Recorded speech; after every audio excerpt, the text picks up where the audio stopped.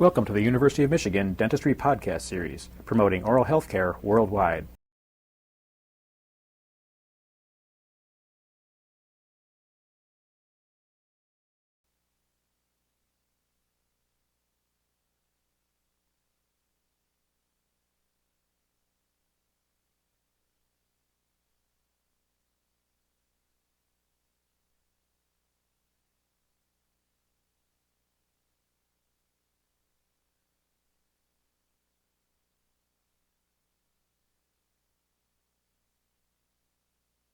Dental anatomy becomes something of very practical consideration when we think about the removal of teeth. The removal of teeth necessitated by diseases and to some degree injury, but commonly the diseases of pulp involvement by caries and things that are endodontically inoperable. The involvement with periodontal disease cause a need for removal. When it comes to removal, then some of the variations in anatomy become significant. You are learning and will learn normals, but outside of the range of normals, there are some variants that are very important in oral surgery. You can appreciate the variation in these roots, their extra number, and their peculiar configuration, some of them being quite spindly and tortuous. And of course, in the removal of these diseased teeth, it was important to, as the time-worn pun goes, to remove the whole tooth and nothing but the tooth.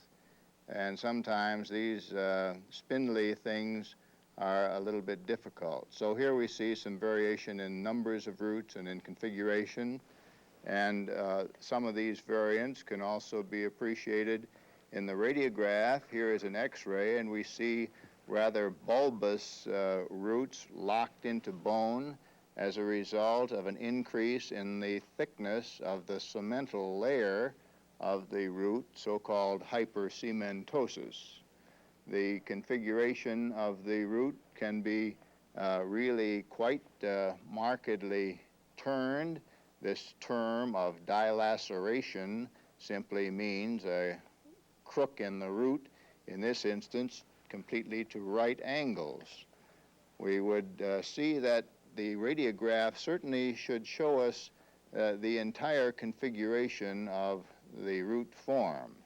If we think about removing teeth without the full knowledge of the formation of the roots, then we operate at a great handicap. Here, for example, you don't see the apex of the distal root of that third molar, and here it is after it's been removed, and you can see the sharp bend that is there, and through good fortune, it has been removed completely, but the operator would have been infinitely better forearmed had he known of this variation in dental anatomy.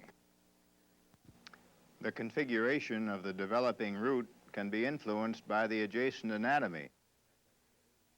In this X-ray, we see a mandibular third molar, and the very apex of the root is in contact with the canal, the inferior alveolar canal, which is supplying the nerve and blood supply to all of these mandibular teeth.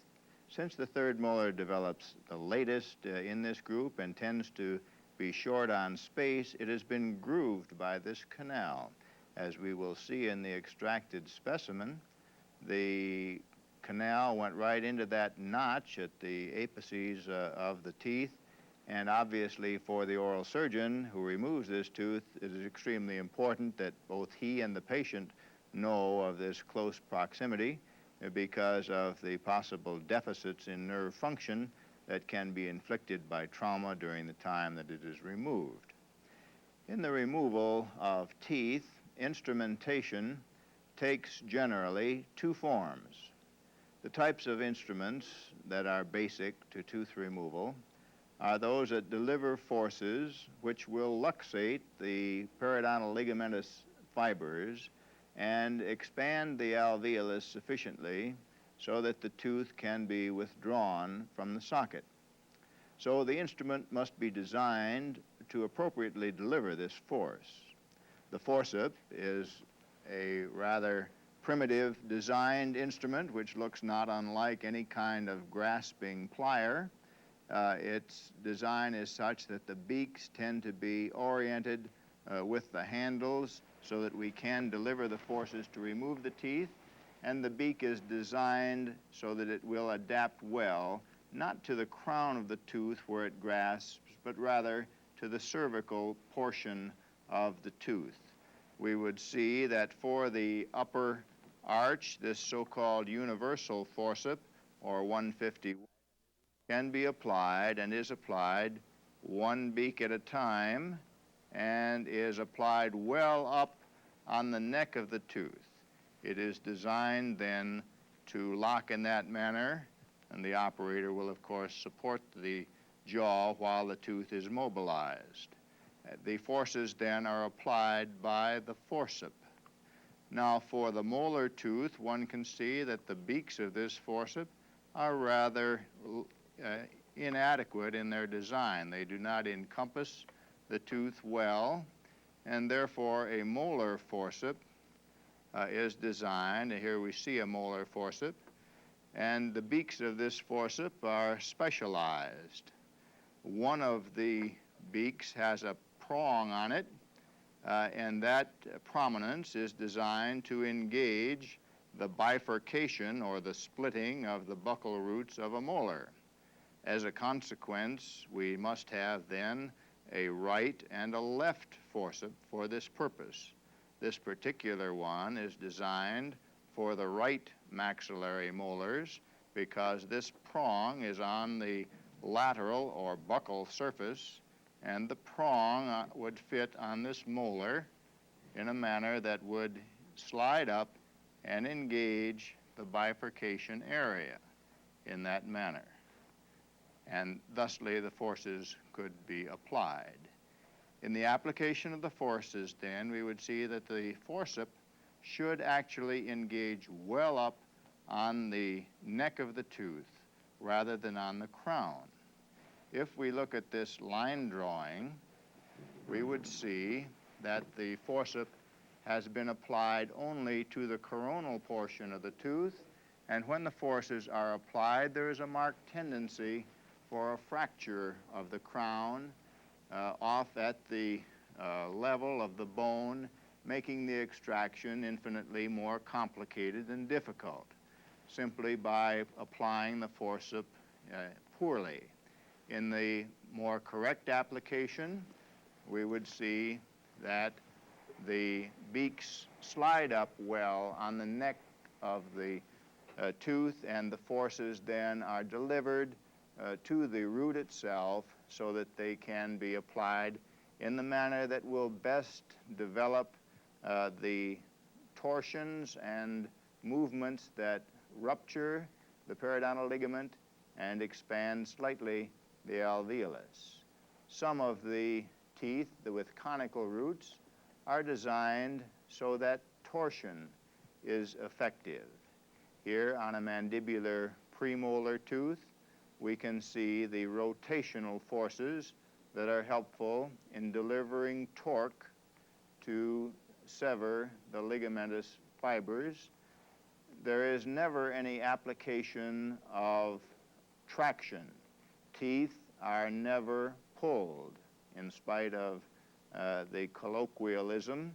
That is something that you will not use, at least not when you're in the oral surgery department. Teeth are extracted and are not pulled. The ligamentous attachment is broken down, and then after that has been completed, the teeth are lifted from their sockets with forces that are always under control and never under direct traction.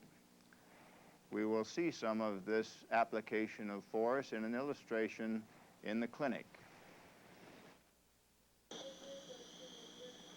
So placing the beaks well up on the cervical area of the tooth and beginning with the canine cuspid being well supported, actually the most supported of the teeth, is generally luxated first with some rotation movement.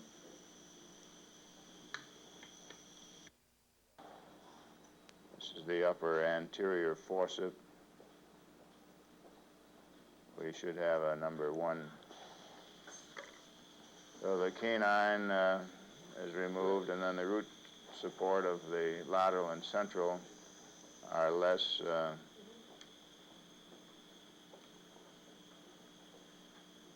extensive.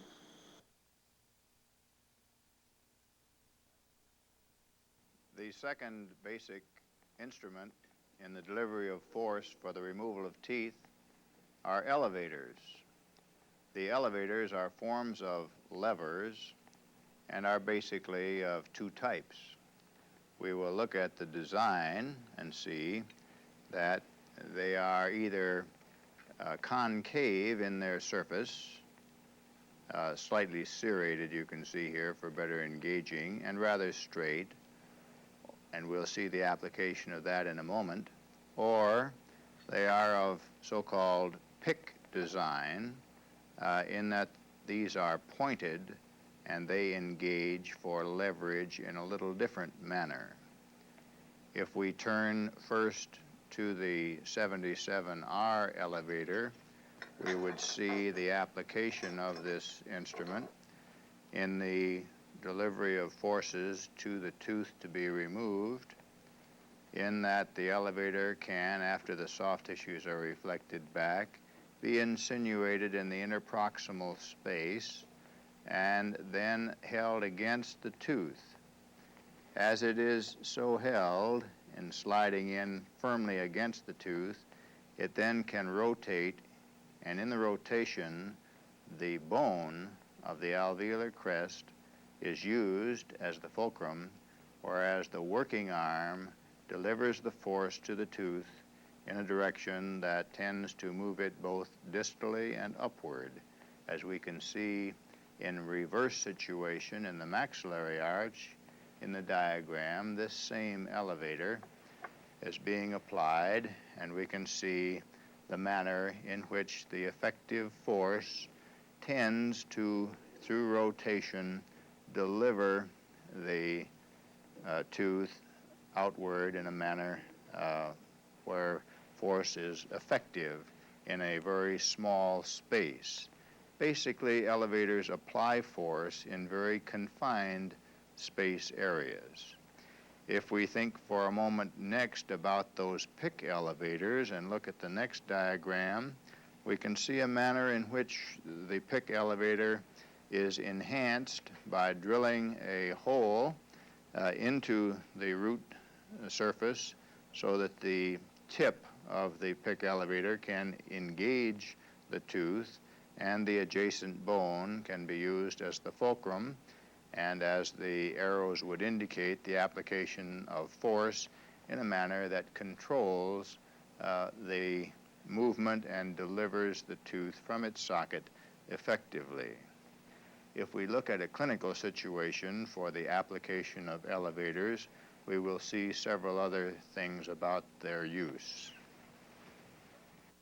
And we'll approach this next with the small elevator. This is a dental elevator, 77R elevator. And with that, we'll insert it into the space where the tooth was sectioned. And I'm sliding the broad end of the periosteal elevator again under the flap, resting it on bone so you can see that is atraumatic as possible. And we'll take this elevator and go in and section out bring out the distal of the crown that was fractured off. We'll grasp that with a hemostat, and that will give us space on the distal into which we can rotate the remainder of the crown. So we'll see about the adequacy of this space. The elevator is now being placed on the mesial, and as it goes in between the crown of the tooth and the bone, we'll rotate it toward the tooth to be removed. That's a rotation toward the distal, lots of pressure, Bob, a rotation to the distal, and a downward motion of the elevator handle in that manner. So we have here the mesial of the crown and the mesial root, and we will still have, of course, the distal root remaining. It's moved now toward the mesial, and it's locked there, and I'll take the other pick elevator and see if we can move it toward the buccal.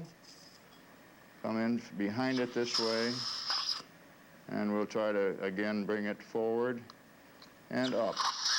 This is the beauty of the pick elevators.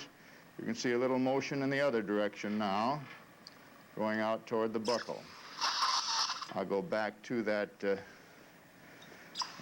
other elevator, and you also might give me a little curette. I'd like to demonstrate how the curette, just a double-ended curette, can be, well, I guess it's a little late. We got it out with that.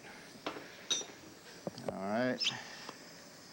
So we'll approach this distal root and bring it up in this manner.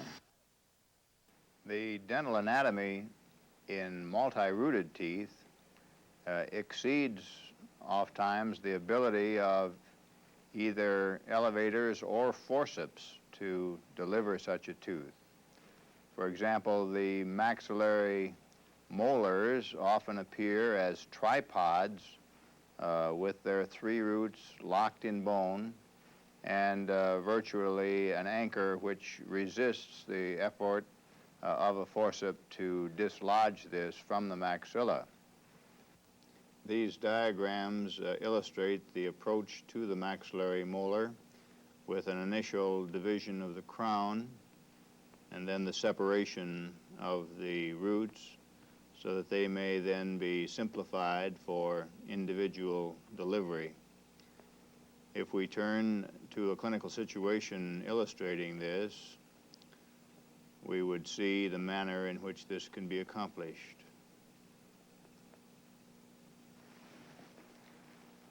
The tooth is approached with a spear point type surgical burr, and at the junction of the crown and root at the cemento enamel junction, penetrations are made into the pulp chamber. Then a cross-cut fissure burr is utilized at the depth of the penetrations in order to cut laterally. This is creating a slot into which an elevator may be inserted to fracture the crown off at a prescribed level. The crown then would be removed, and we will find ourselves faced with a need to further divide the roots from the depth of the pulp chamber in order to separate first the palatal root from the two buccal roots, and then the two buccal roots individually. Once again, the penetration with a spear point drill, and we will then be following with a cross-cut fissure burr. This is done under intermittent irrigation in order to avoid overheating of the instruments and in order to avoid any necrotizing influence of heat on the bone of the socket. So we are making the cut through between the two buccal roots, and then we will have the demonstration of the separation of all three roots that are so divergent in their configuration. A little irrigation with saline, and now demonstrating the mobility of the separate roots.